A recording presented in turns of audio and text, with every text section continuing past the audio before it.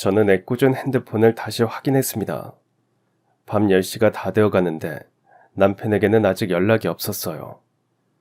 술 한잔하고 들어오겠다는 문자를 보내고는 여태 감감무소식이었습니다.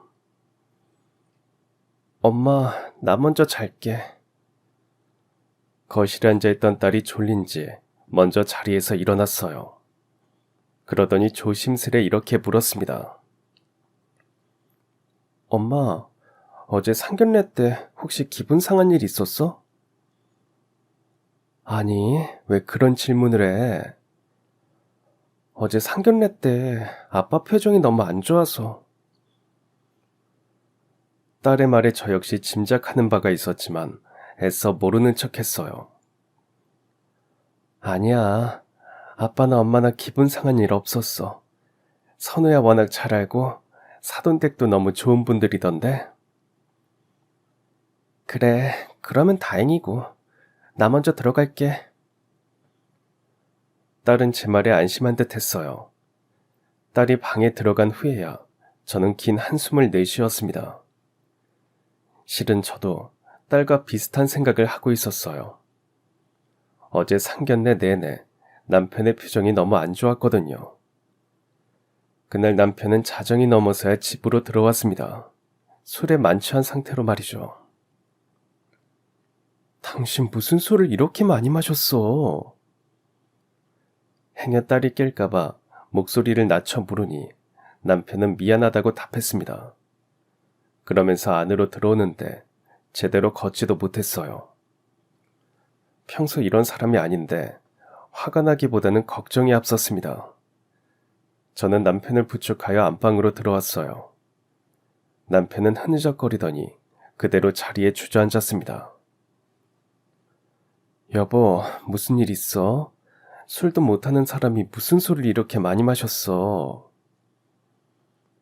실제로 남편은 술을 잘 못했어요. 한두 잔만 마셔도 얼굴이 빨개졌습니다. 가끔 분위기 삼아 한두 잔은 마셔도 이렇게 만취할 만큼 마시는 일은 거의 없었습니다. 남편은 제 말에 대답은 않고 알 수 없는 말만 중얼거렸어요. 이건 말도 안 돼. 말도 안 된다고. 뭐가 말이 안 된다는 거야, 응? 답답한 마음에 물었지만 남편의 귀에는 제 말이 들리지 않는 듯 했어요. 남편은 넋이 나간 사람처럼 같은 말만 반복했습니다. 네가 어떻게 나한테 이러냐, 응? 대체 우리가 무슨 악연이라고. 그렇게 말하며 괴로워하는데 뭔가 내용이 심상치 않았어요. 저는 더 묻지 않고 남편의 옆에서 가만히 술주정을 들었습니다. 그러자니 이름 하나가 귀에 들어왔어요. 김선주, 이건 말이 안 되잖아. 김선주, 생소한 이름이었습니다. 그런데 완전히 낯설지는 않았어요. 대체 어디서 들었는지 기억을 되짚던 저는 뜻밖의 곳에서 단서를 발견했습니다. 저는 얼른 화장대 위에 놓인 청첩장을 집어들었어요. 딸아이와 예비 사이에 환하게 웃는 사진이 정면에 새겨진 딸아이의 청첩장이었습니다. 청첩장 안쪽을 열어 예비 사돈댁의 이름을 확인한 저는 김선주가 누구인지 알 수 있었어요. 바로 예비 사부인의 이름이었습니다.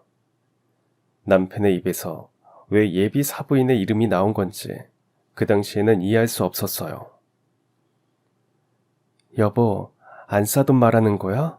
안사돈이 왜? 무슨 일인데? 제 말에 그제야 남편이 술에 취한 눈으로 물끄러미 저를 바라보았습니다.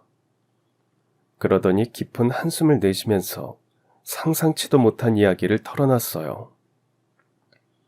다시 떠올려도 온몸이 바들바들 떨리는 그 이야기를 여기에라도 털어놓고 싶어서 이렇게 사연을 보내게 됐습니다.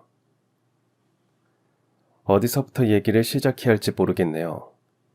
일단 지금의 남편은 딸아이의 친부가 아닙니다.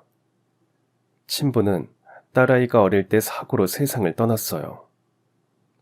허니문 베이비로 딸아이를 갖고 아이가 돌이 되기도 전에 사고로 떠났으니 채 2년도 같이 못 산 셈이죠. 그래서인지 남편의 장례식 날 지방에서 올라온 친정 엄마는 죽은 남편보다 혼자 남은 저를 더 걱정하셨어요. 승아야, 다경이 너 혼자 키울 생각이니? 그럼 누가 키워? 당연히 내가 키워야지. 너 이제 겨우 30대 초반이야. 근데 결혼한 지 2년도 안 돼서 사별하고 평생 과부로 살겠다는 거야? 그럼 다경이를 어디 맡기기라도 하라는 거야? 너만 괜찮으면 엄마가 데리고 내려갈게. 다른 사람이 들으면 야속하다고 말할지 모르지만 저는 엄마의 마음을 충분히 이해할 수 있었어요. 엄마도 아빠와 일찍 사별하고 혼자 저를 키우느라 온갖 고생을 다 하셨거든요. 그런데 제가 똑같은 처지에 놓이니 어떻게든 다른 삶을 살게 하고 싶으셨던 겁니다. 괜찮아, 엄마. 내 딸인데 내가 키워야지. 이거사, 과부로 평생 사는 게 얼마나 힘든지 네가 몰라서 그래. 미련하게 살지 말고 그냥 엄마 말 들어. 평생 나 키우느라 온갖 고생 다 하고 이제 손녀딸까지 데려다 키우려고? 내가 그렇게 못해. 다경이 생각해서도 그건 못할 짓이고. 제 단호한 말에 엄마는 하늘만 원망하셨습니다. 아이고, 하늘도 무심하시지. 왜 내 딸한테까지 이런 모진 팔자를 물려주시는지. 그렇게 가슴 아파하는 친정엄마를 보면서 제 마음도 무거웠습니다. 말은 그렇게 했지만 속으로는 한없이 막막했어요.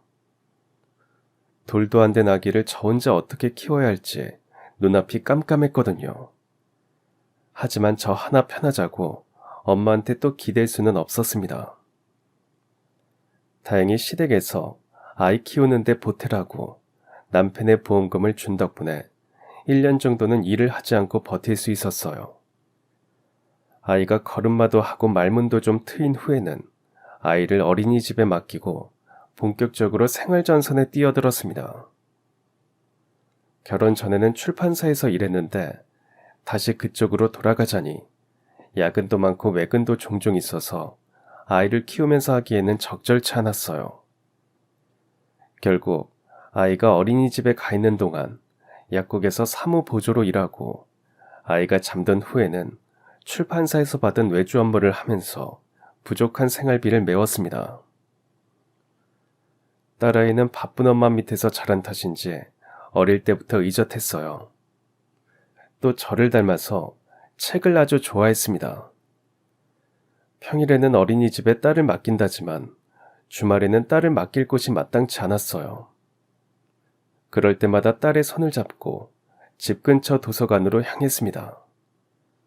저는 밀린 업무를 처리하고 딸아이는 혼자 이 책 저 책을 읽곤 했죠. 그러다 보니 자연스럽게 도서관에서 하는 프로그램도 자주 참여하게 됐습니다. 그런데 어느 순간부터 딸아이가 주말을 손꼽아 기다리기 시작했어요. 바로 책 선생님을 만나기 위해서였죠. 다경이는 책 선생님이 그렇게 좋아? 응, 책 선생님은 모르는 게 없어. 내가 물어보는 건 다 대답해 주시고 책도 엄청 재밌게 읽어주셔. 주말마다 도서관에서 아이들에게 책 읽어주는 프로그램을 하는데 그중 한 선생님을 유독 좋아하고 따랐어요.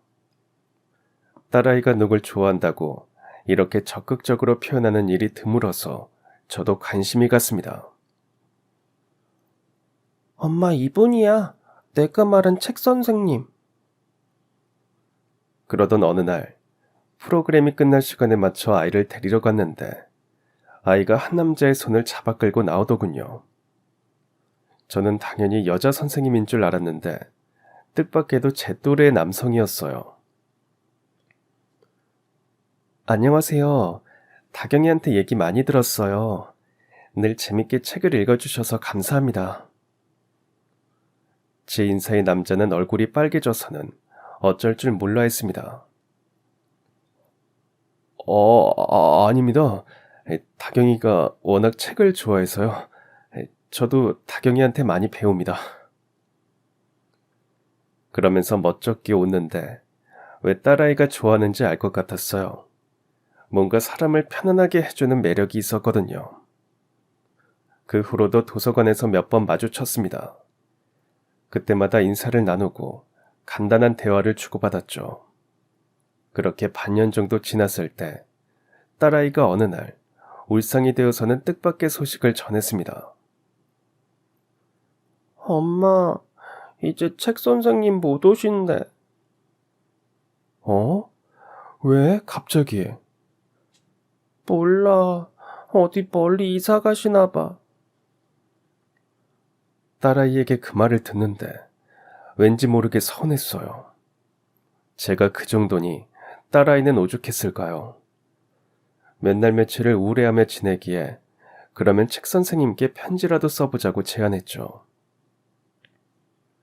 책도 한 권 선물로 드리고 편지도 쓰고 그럼 어떨까? 그동안 감사했다는 의미에서. 그렇게 책 선생님께 드릴 선물과 딸아이가 쓴 편지를 들고 마지막 수업일 때 찾아뵈었습니다. 알고 보니 남자는 도서관에서 독서지도 봉사활동을 하고 있었어요. 주중에는 일을 하고 주말에는 봉사활동을 하다가 일이 바빠지면서 봉사활동을 그만두게 된 거죠. 남자도 무척 아쉬워했습니다. 제 유일한 힐링 시간이었는데 일에 치이다 보니 이조차 못하게 됐네요. 그간 고생 많으셨어요. 정말 감사합니다. 선생님, 이건 제 선물이에요. 딸아이의 선물에 남자는 진심으로 고마워하고 기뻐했습니다.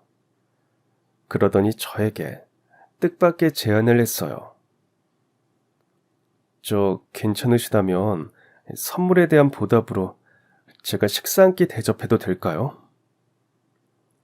우와, 진짜요?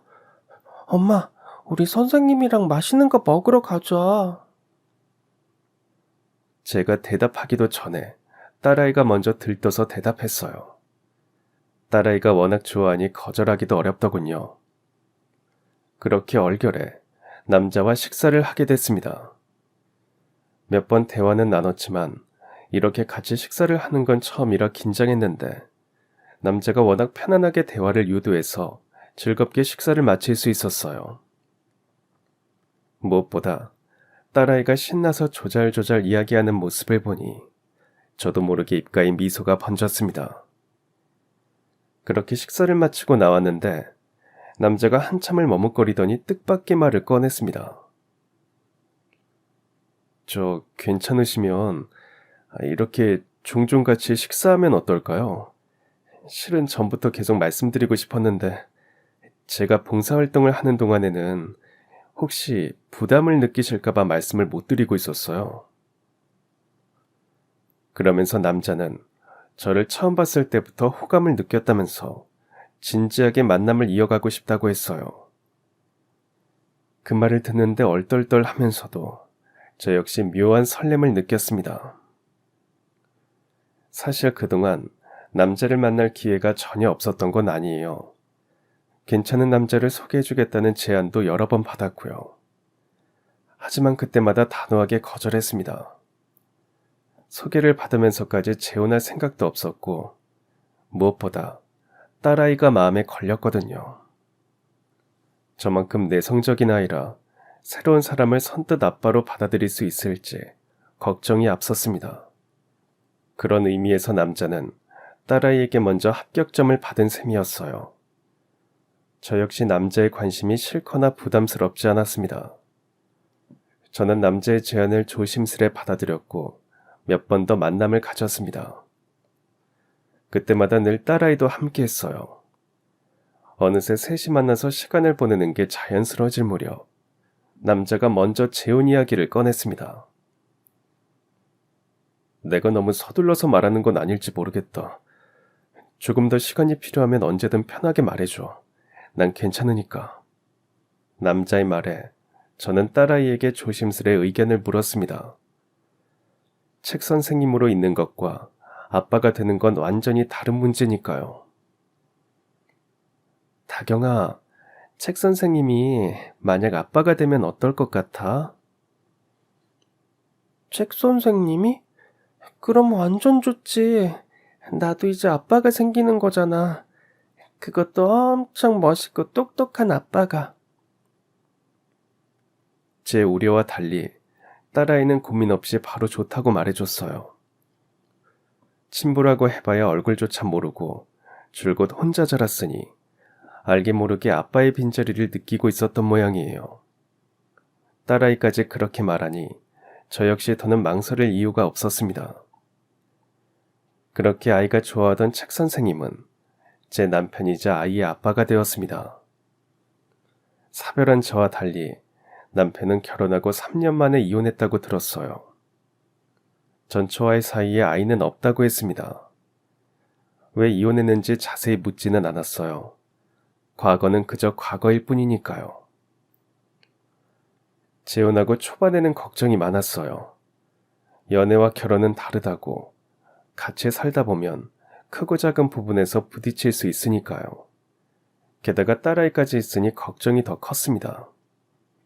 제 주변에도 양육이나 교육적인 부분에서 의견 차이를 보이는 부부가 많았거든요. 하지만 제 걱정과 달리 남편과 크게 부딪히는 부분은 없었습니다. 이제와 돌아보면 남편은 포용적인 스타일이었기에 부딪히지 않았던 것 같아요. 남편은 저와 딸의 의견을 최대한 존중해줬습니다. 자신이 느끼기에 정말 아니다 싶은 순간에만 적절히 개입했어요. 그럴 때는 딸아이나 저도 남편의 뜻을 따를 수밖에 없었죠.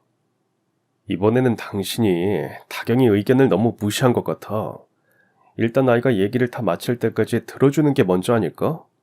판단은 그 후에도 괜찮을 것 같은데. 거봐. 엄마는 내 말도 안 들어주고. 에헤이, 다경이 너도 잘못했어. 아무리 화가 나도 엄마한테 그런 식으로 말하면 안 되지. 그렇게 남편이 중재자 노릇을 하니 저와 딸도 크게 싸우는 일이 없었어요. 딸아이의 사춘기도 덕분에 무난하게 넘길 수 있었습니다. 만약 남편 없이 예민하고 감성적인 저와 딸아이 둘이서 그 시기를 보냈다면 참 험난했겠구나. 지금도 그런 생각을 합니다. 이토록 관대하고 포용적인 남자가 왜 이혼했는지 가끔 궁금하긴 했어요. 어지간한 성격 차이가 아니면 갈라서지 않았을 것 같은데 말이죠. 하지만 제가 먼저 묻지는 않았습니다. 언젠가 남편이 말해준다면 그때 들을 생각이었죠. 진실은 재혼하고 5년 후 남편의 생일 때 듣게 됐어요. 마침 그날은 딸아이가 수련회를 가서 남편과 단둘이 집에 있게 됐습니다. 모처럼 와인 한 잔을 마시며 이런저런 대화를 나누다가 자연스럽게 과거 이야기가 나오게 됐죠. 나는 당신이랑 다경이한테 참 고마워. 두 사람을 만나고 내 인생이 참 많이 달라졌거든. 그렇게 말하는 남편의 표정이 어딘지 씁쓸해 보였어요. 왜? 그 전 결혼 생활은 많이 별로였어? 특히 끝이 정말 최악이었거든. 남편은 그렇게 말하며 얕은 한숨을 내쉬었습니다. 그러더니 뜻밖의 말을 했어요. 이제와 하는 말이지만 이혼하고 한동안은 불면증에 잠도 제대로 못 잤어. 나중에는 공황장애까지 찾아왔고. 전혀 예상치 못한 말이었어요. 대체 어떤 결혼 생활을 했기에 정신과 치료까지 받은 건지 의아했습니다. 남편은 별로 유쾌한 이야기는 아니라면서 그제야 진짜 이혼 사유를 털어놨어요. 전처가 내 친구랑 바람이 났거든. 그래서 이혼하게 됐어. 설마 그런 이유일 줄은 꿈에도 몰랐기에 저는 놀라서 남편을 쳐다봤습니다. 심지어 그 친구는 남편과 한 동네에서 자란 중마고우였다고 해요. 서로 부모님 얼굴까지 알만한 사이였다고 합니다. 그래서 배신감이 더 컸다고 해요. 하고 많은 사람 중에 왜 하필 그 녀석인지 처음엔 그 생각부터 들더라. 가장 가까운 두 사람에게서 배신을 당하니 당시에는 정신을 차릴 수 없었다고 해요. 그런데 더 상처가 된 건 그 사람의 태도였어. 미안하다고 해도 모자랄 판에 어차피 알게 됐으니 빨리 이혼 도장이나 찍으라고 나를 재촉하는데, 와, 한때 서로 사랑하던 사이가 맞나 싶더라고. 그렇게 전처와 이혼하고 남편은 친구하고도 아예 연락을 끊었다고 했습니다. 그 후로도 한동안은 정신적 충격과 배신감에 수면제를 달고 살았다고 해요. 자려고 누우면 억울하고 화나서 잠을 잘 수 없었어. 정신과 상담을 받아도 소용이 없더라고. 그래서 방법을 바꿨다고 합니다. 평일에는 일에 매달리고 주말에는 이런저런 봉사활동을 다닌 거죠. 여기저기 다녀봤는데 나는 애들이랑 노는 게 제일 좋더라고. 애들이랑 웃고 떠들다 보면 그 순간만큼은 아무 생각도 안 났거든. 그래서 보육원 봉사활동을 다니다가 좀 더 본격적으로 해보고 싶다는 생각에 독서지도사 자격증까지 땄다고 해요. 이후 도서관 봉사활동을 다니다가 저와 딸아이를 만나게 된 거죠. 덕분에 당신과 다경이를 만났으니까 운이 좋았지. 이렇게 웃으면서 하루하루를 보낼 수 있게 됐으니까. 남편의 그 말 속에서 딸아이와 저에 대한 애틋함을 느낄 수 있었어요. 이토록 착한 사람에게 어떻게 그런 모진 짓을 했는지, 얼굴도 보지 않은 전처라는 사람이 야속하게 느껴졌습니다.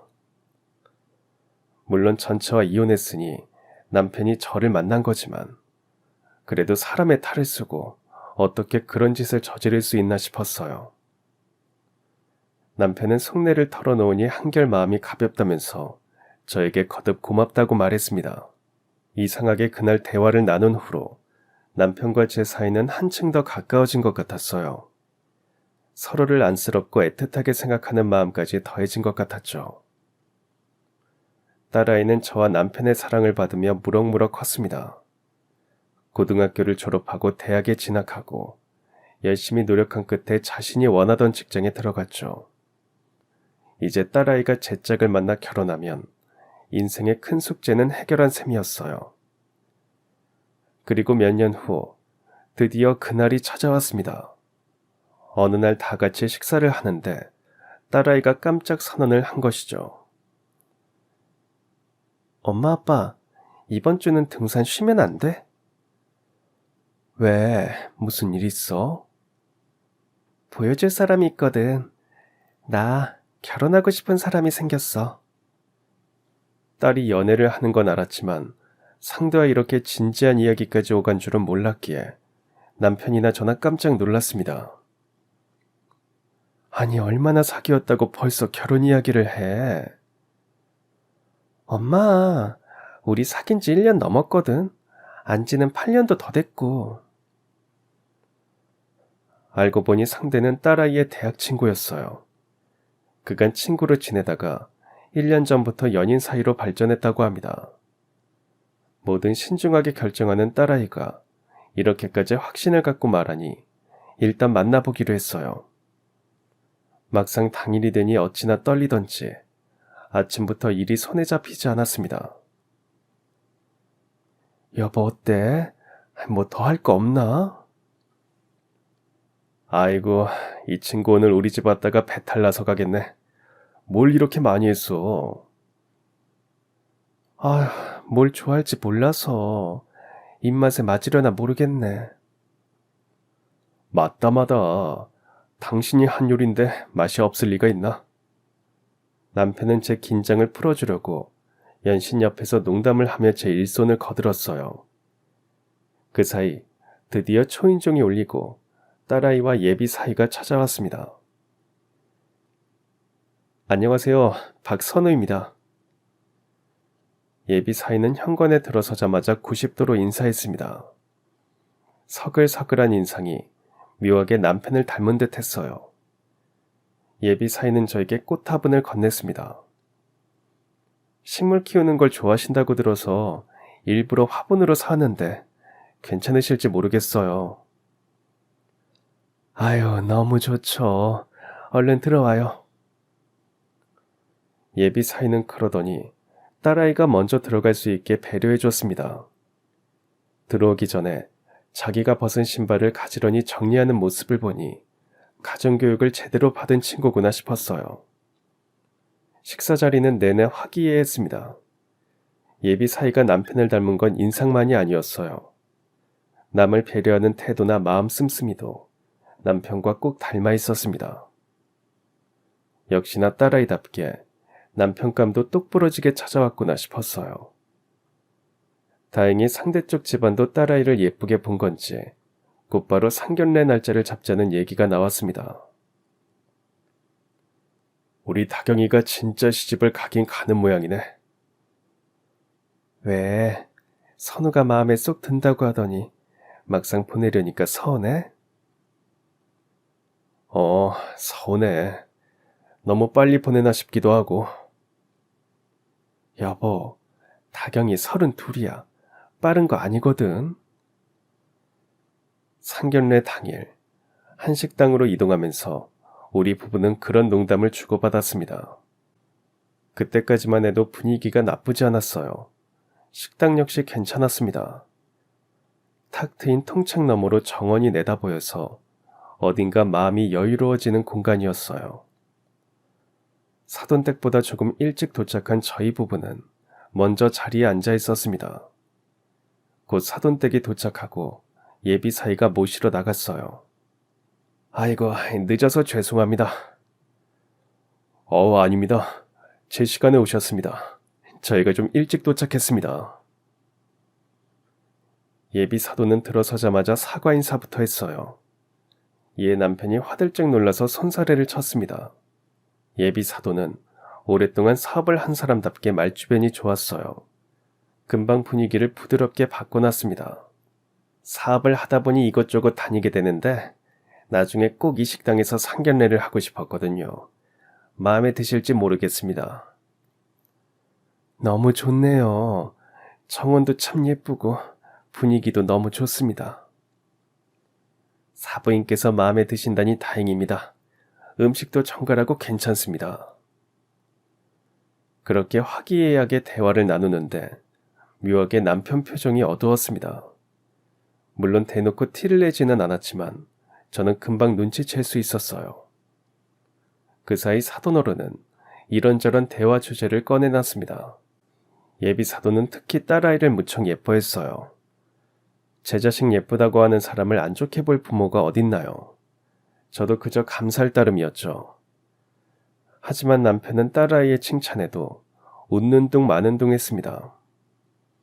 자리가 자리이니만큼 왜 그러느냐 물을 수도 없고 답답한 노릇이었죠. 예비 사부인은 상대적으로 말수가 적었습니다. 다만 한눈에 봐도 예비 사돈과 나이 차이가 좀 있어 보였어요. 사이가 막둥이의 늦둥이다 보니 예비 사돈은 남편보다 10살 정도 나이가 많았습니다. 반면 사부인은 우리 또래로 보였어요. 알고 보니 예비 사돈댁도 재혼 가정이었습니다. 다만 사돈댁의 경우 새아이를 어느 정도 다 키우고 재혼한 거였어요. 이제 재혼한 지 10년 정도 됐다고 말했습니다. 이혼이나 재혼이나 요즘에는 흠도 아니라지만 그래도 자식이 결혼할 때는 이래저래 신경 쓰이기 마련인데 먼저 얘기해주니 마음이 편했어요. 그렇게 예비 사돈의 주도로 상견례를 마치고 화기애애한 분위기 속에서 헤어졌습니다. 저는 사돈댁과 헤어지자마자 남편에게 물었어요. 당신 무슨 안 좋은 일 있어? 표정이 왜 그렇게 안 좋아? 아니야, 아무것도. 남편은 그렇게만 말하고는 입을 다물었어요. 표정만 안 좋은 게 아니었습니다. 마치 정신이 딴 데 팔린 사람처럼 보였어요. 분명 뭔가 있는데 속 시원히 말을 안 해주니 답답한 노릇이었죠. 상견례 당일은 정신없이 흘러가고 그 다음 날도 남편 출근시키랴, 딸 출근시키랴, 오전에는 정신이 없었습니다. 남편이 퇴근하면 진지하게 얘기를 나눠볼 생각이었는데 그날 남편은 자정이 넘어서야 집으로 들어왔어요. 몸도 제대로 못 가눌 만큼 만취해서 말이죠. 그 상태로 알 수 없는 말만 늘어났습니다. 말이 안 돼. 이건 말이 안 된다고. 뭐가 그렇게 말이 안 된다는 거야, 여보. 대체 무슨 일인데? 영문을 모르는 저는 그렇게 되물을 수밖에 없었죠. 하지만 남편은 대답도 않고 같은 말만 되풀이했습니다. 김선주, 이건 말이 안 돼. 말이 안 되는 일이잖아. 그러다 남편의 입에서 뜻밖의 이름이 튀어나왔어요. 그건 놀랍게도 예비 안사돈의 이름이었습니다. 김선주라니, 예비 안사돈 말하는 거야? 제 물음에 남편이 취기 어린 눈으로 저를 바라봤어요. 예비 안사돈이 왜? 당신이랑 예비 안사돈이랑 아는 사이야? 제 물음에 남편은 대답하지 않았어요. 다만 괴롭다는 듯 연거푸 한숨을 내쉬었습니다. 여보 맞지? 당신 어제 상견례 때 표정이 안 좋았던 것도 예비 안사돈 때문이지? 대체 둘 사이에 무슨 일이 있었길래 그래? 다경이한테 미안해서 어떡해. 왜 일이 이렇게 흘러가냐고. 아우, 미치겠네 진짜. 남편은 그러면서 마른 세수를 했습니다. 남편이 저렇게까지 괴로워하는 걸 보니 보통 악연이 아닌 듯 했어요. 곧 남편의 입에서 상상치 못한 답변이 나왔습니다. 김선주, 내 전처야. 그 말을 듣는 순간 저 역시 충격에 할 말을 잃고 말았어요. 당신 친구랑 바람났다는 그 전처가 예비 안사돈이라고? 대체 이게 무슨 상황인지 이해할 수 없었어요. 혼란스러운 제 표정을 보며 남편 역시 괴로운 듯 한숨을 내쉬었습니다. 무슨 이런 악연이 있는지 모르겠다. 아휴. 그러더니 길고 긴 이야기를 털어놨어요. 오늘 그 친구를 만나고 왔어. 전처랑 바람났다던 그 친구? 남편 역시 전날 상견례 자리에서 전처를 보고 불에 댄 듯 놀랐다고 해요. 왜 저 사람이 여기 있는지 도무지 이해할 수 없었기 때문이죠. 당연히 전처도 남편을 알아봤지만 이내 모른 척 했다고 합니다. 남편이 상견례 내내 표정이 안 좋았던 건 바로 그 때문이었어요. 그 후 남편은 친구들을 통해 전처와 바람난 그 친구의 행방을 수소문했다고 해요. 그러다 겨우 연락이 닿아서 오늘 만났다고 합니다. 애가 완전 폐인이 되어 있더라고. 몇십 년 만에 만난 절친은 완전히 폐인이 되어 있었다고 합니다. 남편의 전처와 바람이 났을 때만 해도 잘 나가는 사업가였다는데 그 사이 완전히 사업이 기운 거죠. 친구는 남편을 만나자마자 무릎을 꿇었다고 합니다. 영범아 진짜 미안하다. 내가 정말 너한테 못할 짓을 했다.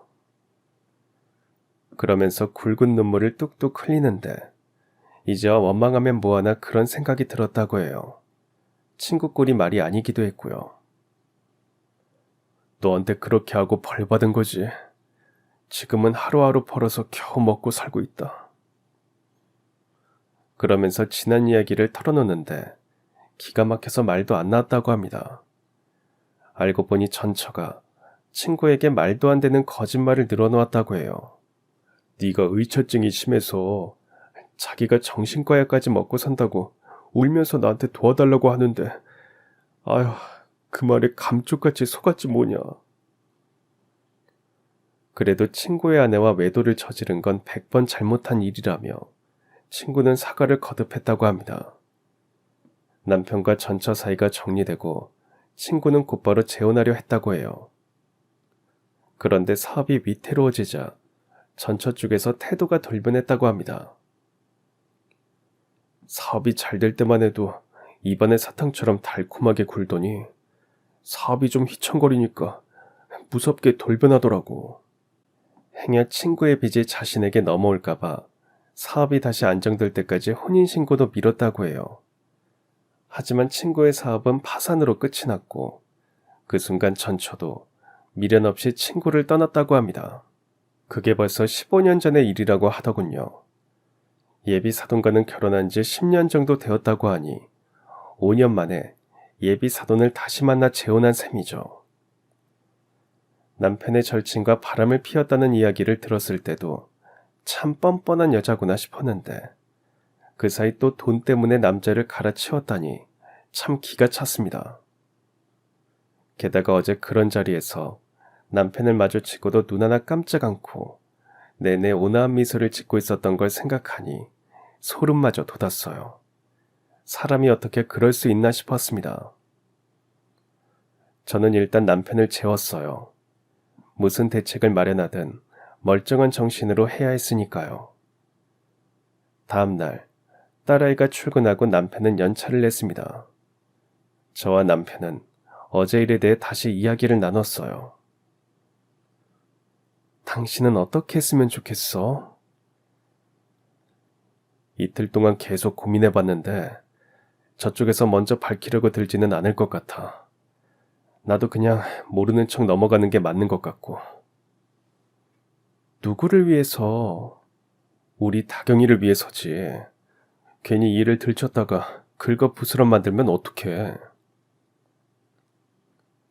남편은 자기만 참고 넘기면 괜찮을 거라고 했어요.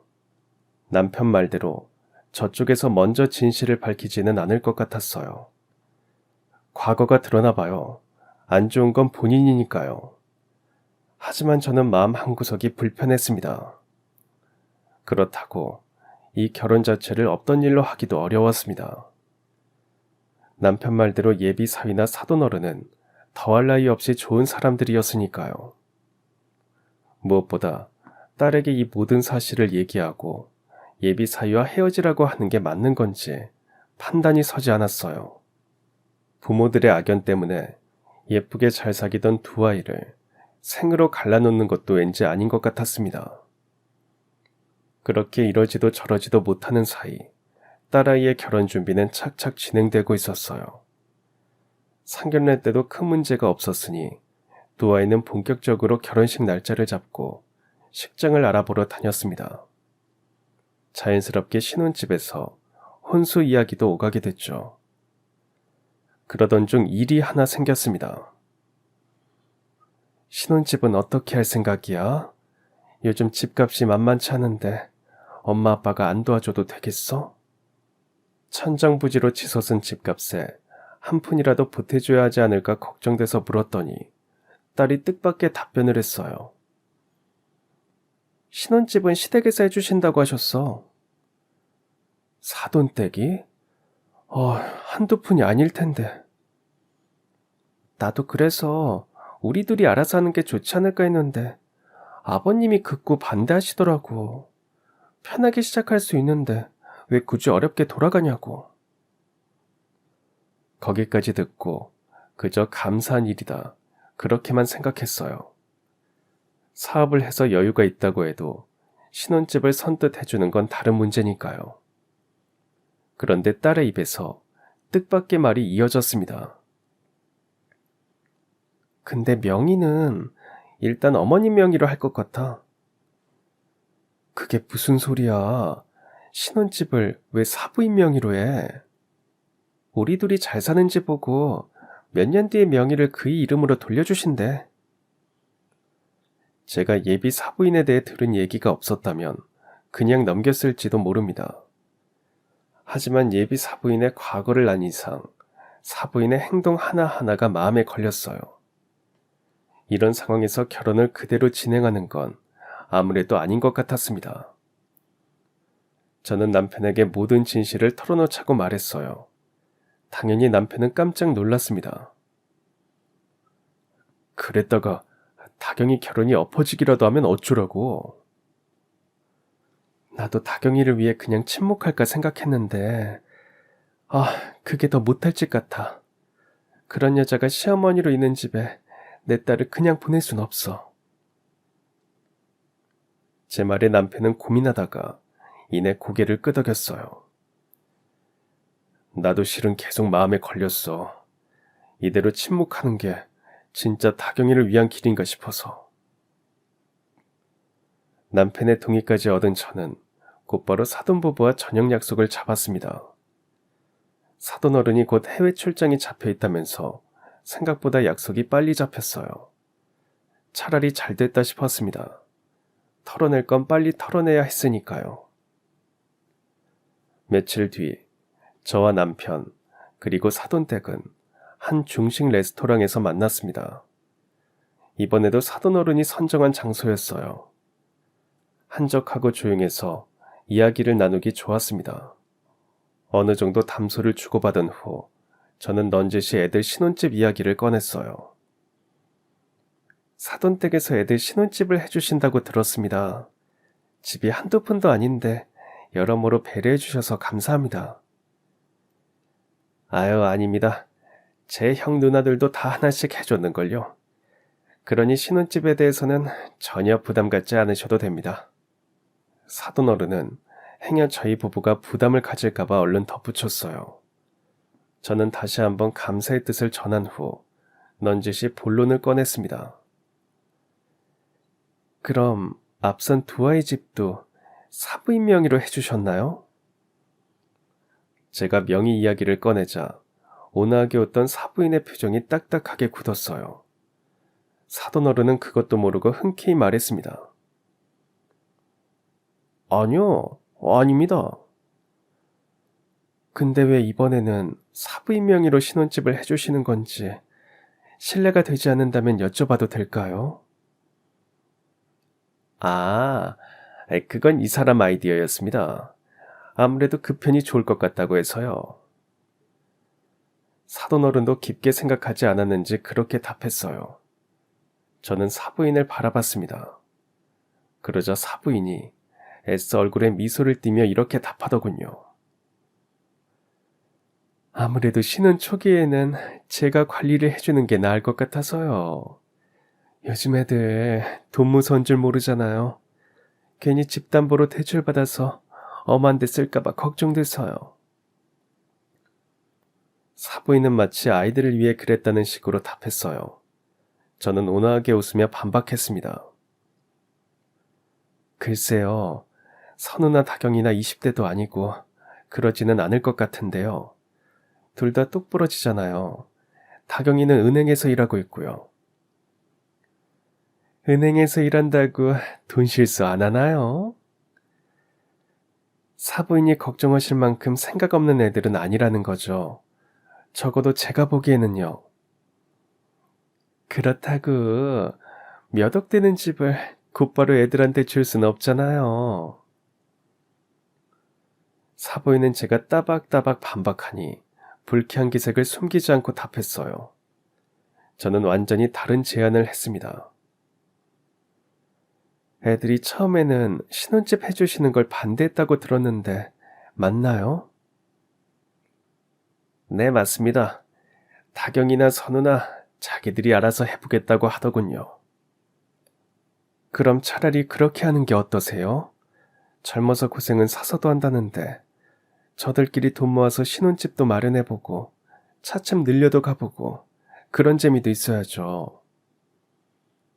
그러자 사돈어른이 답하기도 전에 사부인이 얼른 끼어들었어요. 뭐하러 그래요? 왜 애들을 일부러 고생시킵니까? 부모가 충분히 해줄 능력이 있는데. 사부인께서 요즘 애들 돈 무서운지 모른다고 하셔서 드리는 제안입니다.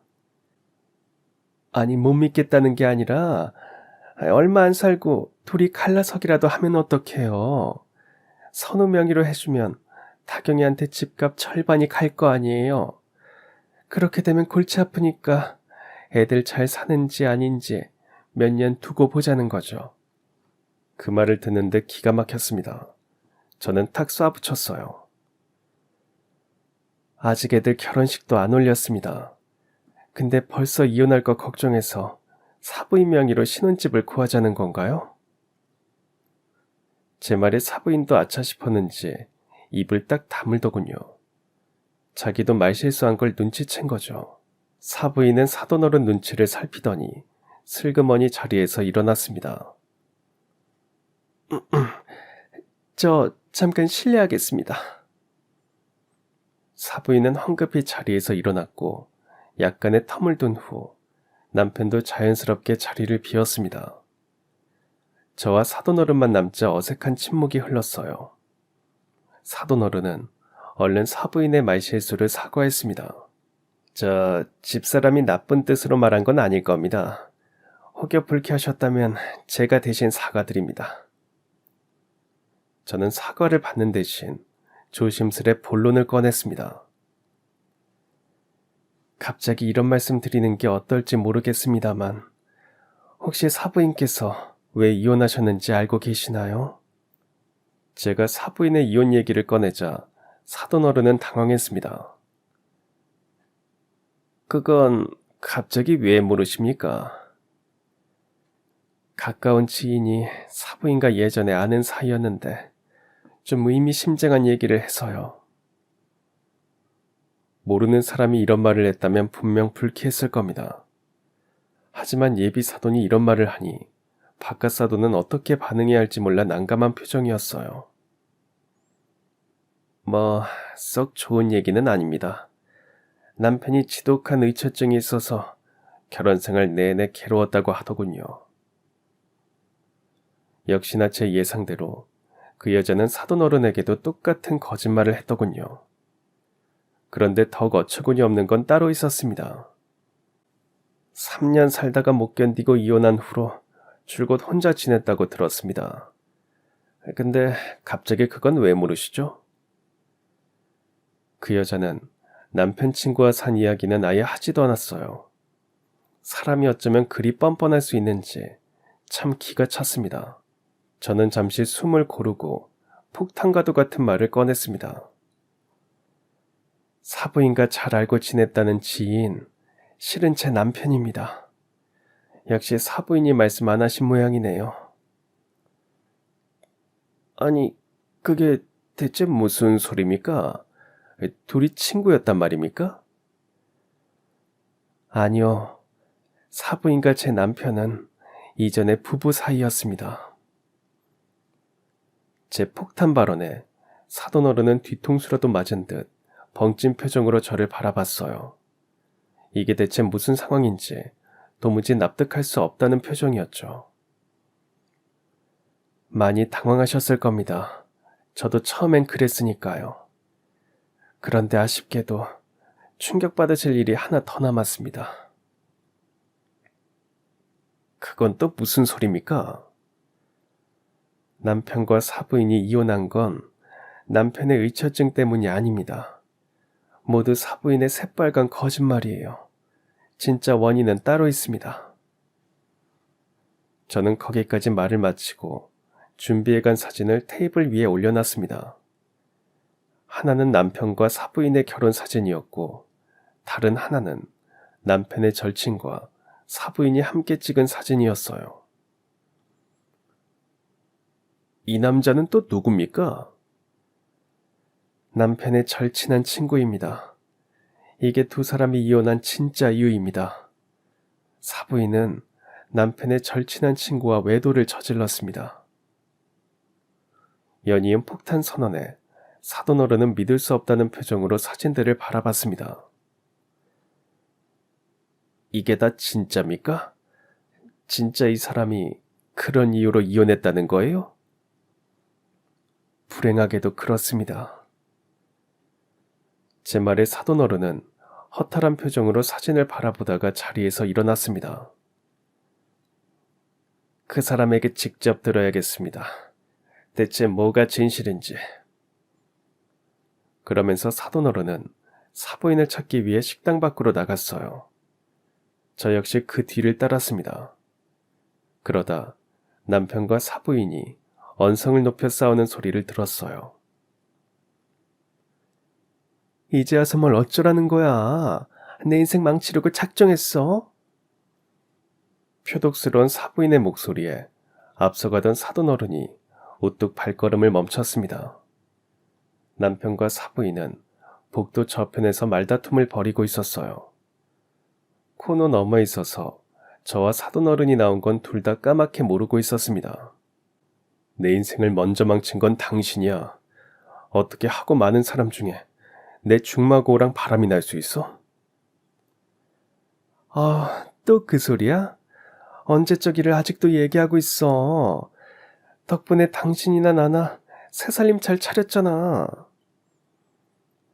그게 할 소리야? 창식이는 당신 떠나고 완전 폐인이 됐는데. 그러게 잘 좀 하지 그랬어. 사업만 안 말아먹었으면 나도 안 떠났을 거 아니야?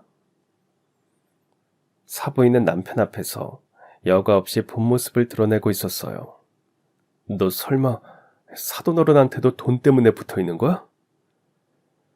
그럼 다 늙어 빠진 영감탱이 옆에 뭐 볼 게 있다고 붙어 있겠어?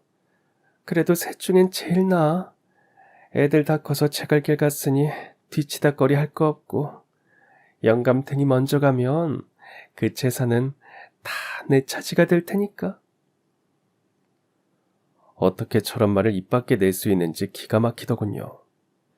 사부인의 본 모습을 본 사돈어른은 얼굴이 불그락 푸르락해지더니 결국 참지 못하고 성큼성큼 복도 저편으로 걸어갔습니다. 사돈어른이 듣는 줄도 모르고 막말을 쏟아내던 사부인은 갑작스런 사돈어른의 등장에 기함했어요. 여보, 왜 여기 나와 있어요? 사돈어른을 보자마자 언제 그러냐는 듯 목소리를 낮추고 시치미를 딱 대는 사부인을 보면서 사돈어른은 한동안 아무 말도 하지 않았어요. 그 침묵이 오히려 숨막히는 압박처럼 느껴졌습니다. 그 사이 사부인은 안절부절 못하며 이런저런 말을 늘어놓기 시작했습니다. 여보, 표정이 왜 그래요? 그러니까 내가 오늘 식사는 없던 일로 하자고 했잖아요. 결혼도 수준 맞는 집이랑 해야지. 그냥 이 결혼은 없던 일로 해요. 사부인은 그러고는 얼른 사돈어른의 발을 잡아 끌었습니다. 사돈어른은 그런 사부인의 손을 냉정하게 뿌리쳤어요. 그래, 이 결혼은 없던 일로 하지. 사돈어른의 갑작스러운 발언에 저나 남편도 놀란 얼굴로 사돈어른을 바라봤습니다. 그 사이 사돈어른은 저에게 정중히 고개를 숙여 보였어요.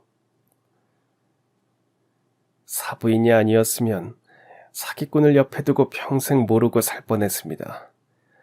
오랫동안 사업하면서 사람 보는 눈 하나만큼은 자신했는데 제가 오만했네요. 사돈어른의 발언에 사부인의 얼굴이 하얗게 질렸어요. 사돈어른은 들은 척도 않고 말을 이어갔습니다. 제 집안일부터 정리하고 그 후에 애들 결혼 이야기를 진행했으면 합니다. 괜찮으실까요? 네, 괜찮습니다. 그게 순서에 맞는 일이겠죠. 이해해 주셔서 감사합니다. 사돈어른은 다시 저와 남편에게 정중히 인사를 하고는 그대로 돌아섰어요. 사부인은 어쩔 줄 몰라 하며 사돈어른을 따라갔습니다. 이 모든 게 오해다. 당신이 속고 있는 거다. 온갖 가머니설을 쏟아냈지만 이제와 무슨 소용이 있나 싶었습니다. 저와 남편은 사돈어른이 다시 연락을 주실 때까지 기다렸습니다. 그 사이 딸아이에게도 그동안 벌어진 일들에 대해 간략히 얘기해 줬어요. 한참 식당을 알아보던 딸아이는 갑작스런 상황 변화에 당황했지만 이내 알겠다고 하고 침착하게 기다렸습니다.